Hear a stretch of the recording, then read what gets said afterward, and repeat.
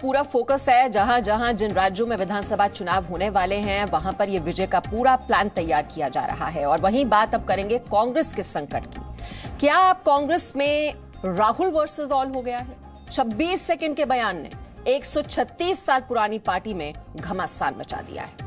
गुलाम नबी आजाद हों, आनंद शर्मा, कपिल सिब्बल, कोई भी राहुल के बंटवारे वाले बयान का बचाव नहीं कर रहा है। सबका कहना है राहुल की बात राहुल ही जाने।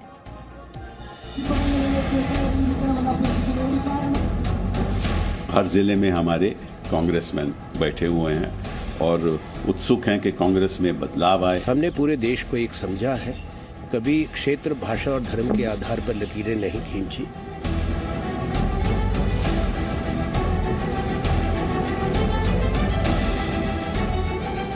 कांग्रेस में आज गृह युद्ध की स्थिति क्यों है? क्यों अचानक कपिल सिब्बल कांग्रेस में बदलाव की मांग कर रहे हैं? क्यों अचानक आनंद शर्मा को यह कहना पड़ा कि कांग्रेस देश को एक समझती है? इन सारे सवालों के जवाब आपको कांग्रेस के पूर्व अध्यक्ष और वायनाड से सांसद राहुल गांधी के इस बयान में मिल जाएंगे। For the first 15 years, I was a member of parliament in the north. So I had got used to a different type of politics. And for me, coming to Kerala was very refreshing because suddenly I found that people are interested in issues and not just superficially, but going into detail in issues. Rahul Gandhi ने कल तिरुवनंतपुरम में ये बयान दिया और आज कांग्रेस में इसी बयान को लेकर गृह युद्ध छिड़ गया। आरोप है कि राहुल ने इस बयान में भारत के उत्तर और दक्षिण के मतदाताओं की तुलना की। उत्तर भारत के मुकाबले दक्षिण के मतदाताओं को ज्यादा समझदार बताया और गांधी परिवार को लगातार सांसद बनाने वाले अमेठी की उपेक्षा की। और राहुल पर उत्तर दक्षिण के बंटवारे के आरोप में कितना दम है, इसके लिए आपको फिर राहुल का 26 सेकंड का ये बयान ध्यान से सुनना चाहिए। For the first 15 years, I was a member of parliament in the north. So I had got used to a different type of politics. And for me, coming to Kerala was very refreshing because suddenly I found that people are interested in issues and not just superficially, but going into detail in issues. Rahul के इसी बयान के बाद खुद को पूरे देश की पार्टी कहने वाली कांग्रेस के लिए जवाब देना भारी हो गया। आरोप लगने लगे कि राहुल गांधी और गांधी परिवार अमेठी का एहसान भूल गया। 15 साल अमेठी की जनता ने इनको बर्दाश्त किया, प्रेम के नाते, संबंधों के नाते, और आज उन संबंधों की दुहाई देने के बावजूद वो वहां पर जाकर, दक्षिण में जाकर अमेठी और उत्तर भारत को अपमानित करते हैं। 15 साल अमेठी की जनता ने झेला एक निकम्मे सांसद को। राहुल गांधी के इस बयान पर आरोप लगने लगे कि यह कांग्रेस की वही मानसिकता है जिसकी वजह से पहले 1947 में देश का बंटवारा हुआ और अब उत्तर और दक्षिण के नाम पर भारत की विचारधारा का बंटवारा हो रहा है। कश्मीर से लेकर कन्याकुमारी तक भारत एक है, लेकिन ये राहुल ने उनकी बांटने वाली मानसिकता बोल रही है। ये वही कांग्रेस थी जिसने धर्म के नाम पर पहले भारत और पाकिस्तान में देश को बांट दिया और अब उत्तर और दक्षिण में बांटने चले।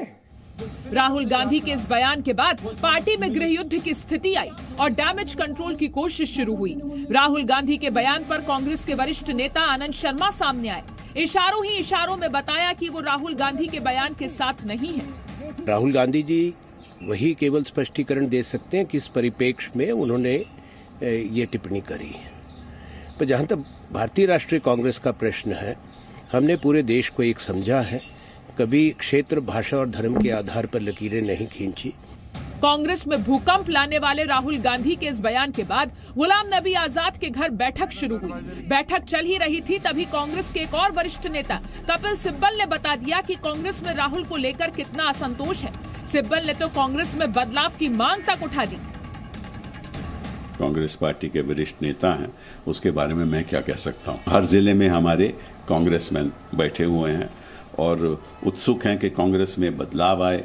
हमें मतदाता को कहीं का भी हो, उसको पूरा हमें रिस्पेक्ट देना चाहिए। राहुल गांधी अपने एक बयान से पूरी कांग्रेस को फंसा चुके हैं। कांग्रेस बैकफुट पर है, कांग्रेस में असंतोष है, कांग्रेस में नेतृत्व बदलने की मांग हो रही है और राहुल है कि उन्हें अब भी परवाह नहीं कि वो सामने आए और बताएं कि उनके बयान का मतलब क्या है। ब्यूरो रिपोर्ट, जी मीडिया। तो राहुल गांधी का वो ताजगी वाला बयान और अब ये पूरी पार्टी के लिए परेशानी का सबब बन चुका है। वहीं शराबबंदी को लेकर बिहार में सियासी संग्राम चल रहा है और जमीनी स्तर पर बेखौफ शराब माफिया पुलिस को निशाना बना रहे हैं। ये मामला सीतामढ़ी का है, जहां शराब माफिया से एनकाउंटर में एक दारोगा शहीद हो गए। वहीं बिहार के मंत्री अपने बयान को लेकर विवादों में हैं।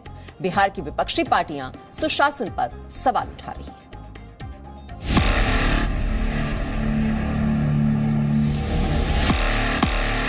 सीतामढ़ी में शराब माफिया से एनकाउंटर। माफिया के दबदबे पर गरमाई राजनीति। बिहार में ये कैसी शराबबंदी?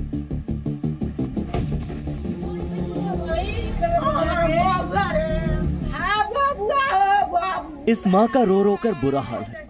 इनकी आंखों से आंसू सूख गए, लेकिन बिहार के सुशासन पर अब भी सवाल उठ रहे हैं। दरोगा की मौत की खबर जैसे ही पूर्वी चंपारण के सरसौल गांव पहुंची, गांव में मातम पसर गया। शहीद के परिवार का रो रो कर बुरा हाल है। दिनेश राम के परिवार ने नीतीश सरकार की शराबबंदी पर सवाल खड़े किए हैं। दिनेश राम के भाई ने आरोप लगाया है कि बिहार में शराबबंदी एक ढकोसला है। दरअसल ये सब हुआ है बिहार के सीतामढ़ी में। मेजरगंज के कोवारी गांव में अवैध शराब की तस्करी की खबर मिलने पर मेजरगंज थाने के सब इंस्पेक्टर दिनेश राम दल बल के साथ मौके पर पहुंचे, लेकिन पुलिस को देखते हुए तस्करों ने ताबड़तोड़ फायरिंग शुरू कर दी। इस मुठभेड़ में सब इंस्पेक्टर दिनेश राम शहीद हो गए, जबकि चौकीदार लाल बाबू पासवान गंभीर रूप से घायल हो गए। घायल चौकीदार लाल बाबू पासवान को अस्पताल में भर्ती कराया गया है। वहीं इस एनकाउंटर में एक तस्कर रंजन सिंह मारा गया। गिरफ्तारी करने हेतु थाना के 2 पुलिस पदाधिकारी और सिपाही और एक चौकीदार के साथ वहां गए। घर के पास पहुंचते ही घर के भीतर से फायरिंग की गई। इस वक्त की बड़ी खबर आपको दे दें, महाराष्ट्र में कोरोना के खतरे को देखते हुए मंत्रालय में भीड़ कम करने की कोशिशें तेज हो गई हैं। चीफ सेक्रेटरी की तरफ से सभी विभागों को चिट्ठी लिखी गई है। इस पत्र में कर्मचारियों की उपस्थिति को लेकर सुझाव दिए गए हैं। चीफ सेक्रेटरी की तरफ से 3 उपाय सुझाए गए हैं। 50% कर्मचारियों को एक दिन बुलाया जाए, फिर एक दिन की छुट्टी दे दी जाए। 50% कर्मचारियों को 3 दिन बुलाया जाए, बाकी 50% को अगले 3 दिन तक। 50% को 1 हफ्ता बुलाया जाए, 50% को छुट्टी दे दी जाए और ऐसा करके मंत्रालय में भीड़ को कम किया जा सकता है। इस बारे में संबंधित विभाग के सचिव निर्णय लेंगे। एक छोटा सा ब्रेक यहां पर ले रहे हैं, जल्द लौटेंगे। Presenting B News app available on Google Play and App Store. Download it now.